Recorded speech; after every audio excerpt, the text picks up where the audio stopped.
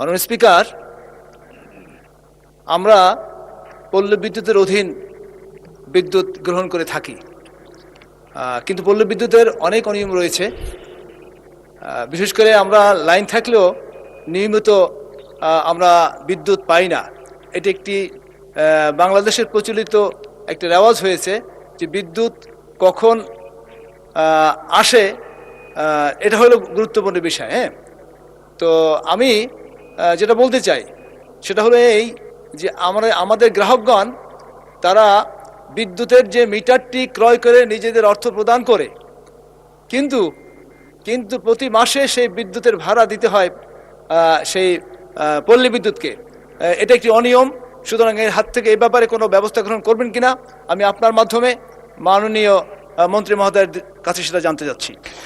মাননীয় সদস্য, আপনি জানতে চেয়েছেন বিদ্যুৎবিহীন গ্রাম আছে কিনা। এখন তো একটা নতুন প্রশ্ন করলেন। এনিওয়ে, মাননীয় মন্ত্রী। স্পিকার, বিদ্যুৎ পায় না এটা বলে ঠিক না।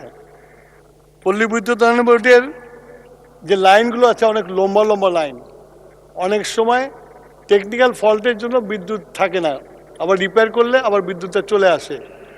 সেই জন্য মাঝে মাঝে এটা বিভ্রাট হয়।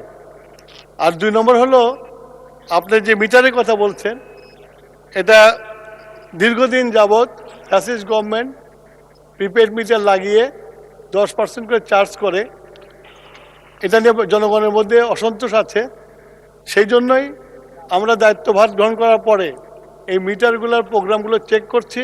চেক করে যদি অসামঞ্জস্যপূর্ণ দেখি তাহলে আমরা এটা ঠিক করে দেব। ধন্যবাদ মাননীয় স্পিকার।